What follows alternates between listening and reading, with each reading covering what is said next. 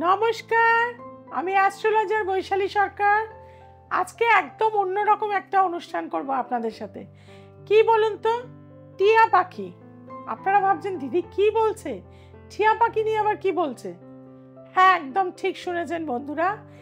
টিয়া পাখি আমাদের বাস্তুতে পুষলে কি উন্নতি হয়ে থাকে।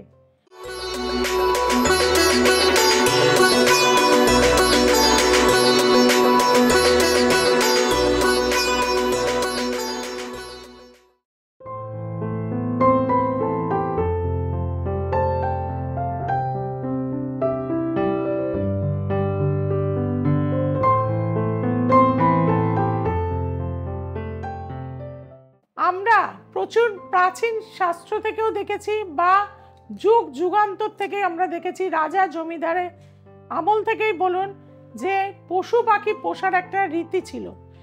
কারণ প্রত্যেকটা জমিদারের জায়গা বা বড় বড় অট্টালিকাতে আমরা দেখেছি কোথাও মাছ, কোথাও পাখি, কোথাও উট, কোথাও ঘোড়া, কোথাও হাতি, সালে হাতি, এগুলো কিন্তু রাখা হতো।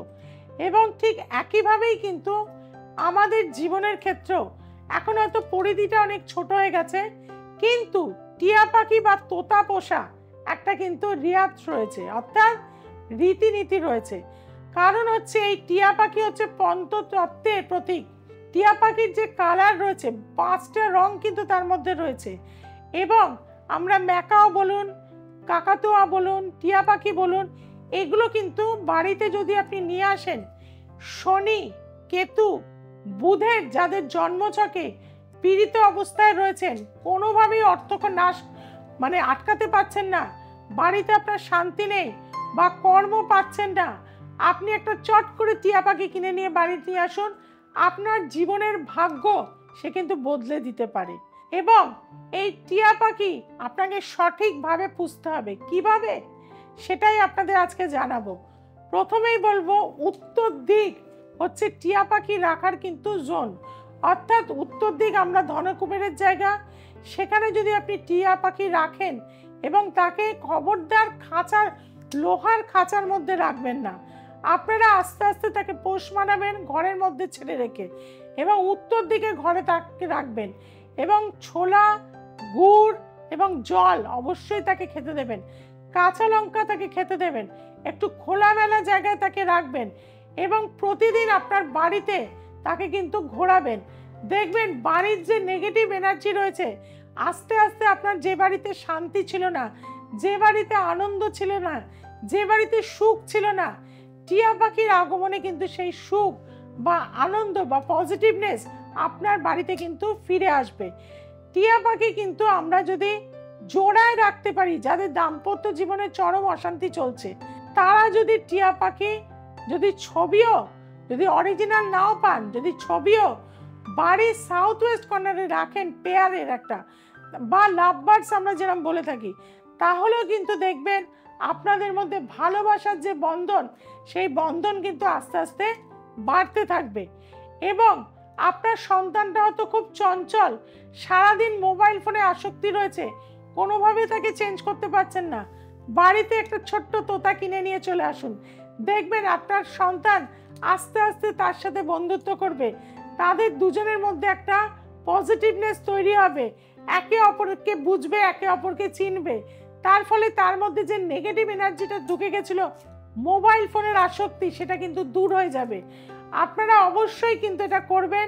এবং আপনার বাচ্চা যখন পড়তে বসবে, সেই সময় কিন্তু তোতাটিকে উত্তর দিকে কিন্তু রেখে দেবেন, এবং প্রতিদিন তাকে কিন্তু কথা শেখাবেন, মা বলে ডাকো, বা তার একটা নাম দেবেন, বা তাকে কি করবেন, একটু করে গুড়, আটার গুলি বানিয়ে তার মুখে প্রতিদিন একটা করে ছোট্ট দেবেন। তাতেও কিন্তু আপনার জীবনে যে লক্ষ্মী বাড়িতে আসছিল না, সেই লক্ষ্মী কিন্তু আস্তে আস্তে বাড়ির দিকে চলে আসবে। এবং বাড়ির যদি মেন সদর দরজার দুপাশে লোহার খাঁচা না, এমনি অনেক খাঁচা পাওয়া যায় সুন্দর সুন্দর খোলামেলা, সেখানে যদি টিয়া পাখি রাখতে পারেন, সেটা কিন্তু আপনার বাড়িতে সবসময় পজিটিভ এনার্জি নিয়ে আসবে। যে নেগেটিভ এনার্জি বা ব্ল্যাক ম্যাজিক আপনার বাড়িতে কেউ করতে চাইছে, সেটা কিন্তু টিয়া পাখি নিয়ে নেয়। আমাদের বাড়িতে দেখবেন কোনো দুর্ঘটনা বা অ্যাক্সিডেন্ট হওয়ার আগে আমাদের বাড়িতে কিন্তু মাছ বলুন, পাখি বলুন, কুকুর বলুন, হঠাৎ করে মারা যায়। তখনই কিন্তু আমরা বুঝতে পারি যে আমাদের জীবনের ওপর একটা ঝড় আসতে চলেছে। ঠিক তোতাও তাই, তোতাও কি করে, মালিকের যে কষ্ট, যন্ত্রণা, দুঃখ সেটা কিন্তু তারা নিয়ে নেয়। তবে এদের আঘাত করবেন না, এদের কষ্ট দেবেন না। আর যদি দেখেন আপনার বাড়িতে আসার পর পাখিটা ঝিমিয়ে পড়ছে, থাকতে চাইছে না, তাহলে কি করবেন, পাখিটাকে কিন্তু উড়িয়ে দেবেন। কারণ সে আপনার বাড়িতে কিন্তু নেগেটিভ এনার্জিটাকে কিন্তু নিতে পারছে না। কাজে সেই হিসাবে তাকে উড়িয়ে দেবেন, অন্য আর একটা পাখি এনে কিন্তু পোষ মানাবেন। যাদের বাড়ির ক্ষেত্রে দেখা যাচ্ছে বাস্তুগত জায়গাটা খুব সমস্যাযুক্ত বা ছোট একটা পরিবেশে আপনি রয়েছেন, কোনোভাবে পশু পাখি পুষতে পারছেন না, তাদেরকে বলবো যে টিয়া পাখির ছবি বাড়ির উত্তর দিকে কিন্তু লাগিয়ে নিন। আপনার সন্তানের পেন্সিল বক্সে একটা টিয়া পাখির ছবি আটকে দিন। পড়াশোনার প্রতি ইচ্ছা, আগ্রহ কিন্তু বাড়বে। কারণ আমি বললাম না যে শনি, বুধ, কেতু এই 3টে গ্রহকে কিন্তু নাশ করে বা শান্ত করে হচ্ছে টিয়া পাখি। টিয়া পাখি সেক্ষেত্রে বলে থাকবো যে বাড়িতে পুষুন এবং প্রতিদিন সকালবেলা ঘুম থেকে উঠে তাকে আপনি নিজে হাতে খাওয়াবেন একটু ছোলা, একটু ছাতু বা একটা কাঁচা লঙ্কা। দেখবেন সারাটা দিন তার সাথে কথা বলে আপনি বাড়ি থেকে বার হবেন। পজিটিভ মাইন্ড এবং আমাদের সাবকনসিয়াস মাইন্ড আমাদের কিন্তু আস্তে আস্তে আস্তে তার প্রতি কিন্তু অ্যাট্রাকশন করবে এবং সে যখন আমাদের সাথে থাকতে থাকবে সে আমাদের পরিবারের একজন হয়ে যাবে।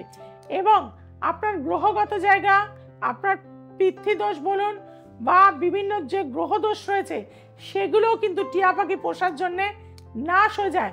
আর পঞ্চতত্ত্ব আপনার বাস্তুতে যে ডিসব্যালেন্স ছিল সেই ডিসব্যালেন্সও কিন্তু আস্তে আস্তে টিয়া পাখি থাকার ফলে আমি প্রচুর বাড়িতে দেখেছি যেখানে কিন্তু একটা চট করে বাইরে থেকে হঠাৎ করে টিয়া পাখি আনার পর তাদের জীবনের ব্যবসায় উন্নতি হচ্ছে, তাদের মেয়ের বিয়ে হচ্ছিল না, তাদের মেয়ের বিয়ে হয়ে গেছে, তাদের ছেলের চাকরি হচ্ছিল না, টিয়া পাখিটা আসার পরে তাদের ছেলের চাকরি হয়ে গেছে, কারো বাড়িতে সন্তান প্রাপ্তি হচ্ছিল না, তাদের জীবনের সন্তান হয়েছে। কাজেই একটা করে টিয়া পাখি প্রত্যেকের বাড়িতে পুষুন, দেখবেন আপনার জীবনের ভাগ্যকে তারা কিন্তু বদলে দিতে পারে। কারণ রাস্তায় দেখবেন অনেককে টিয়া পাখি মুখে করে আপনার ভাগ্য এনে বলে দেয়। কাজে সেই জায়গা থেকে বলবো টিয়া পাখিকে অবশ্যই ভালোবাসুন, যত্ন দিন, প্রকৃতির সাথে থাকুন, অবশ্যই আপনাদের ভালো হবে। কেমন লাগলো আমার অনুষ্ঠান? নিশ্চয়ই ভালো লেগেছে। আগামী দিনেও কিন্তু যাতে আপনারা বিভিন্ন রকম অনুষ্ঠান আপনারা পান তার জন্য কি করবেন, দ্য এসেন্স অফ অ্যাস্ট্রোলজিকে সাবস্ক্রাইব করবেন। আর দূরের বন্ধুরা ভাবছেন দিদির সাথে কিভাবে যোগাযোগ করব, তাদেরকে বলবো আপনাদের জন্য অনলাইন কনসালটেন্সি চলছে, বহু চেম্বার আমার রয়েছে। কিভাবে আসতে হবে আমাদের হেল্পলাইন নাম্বারে ফোন করুন, জেনে নিন। সবাই খুব ভালো থাকবেন, সবাইকে খুব ভালো লাগবে। জয় তারা।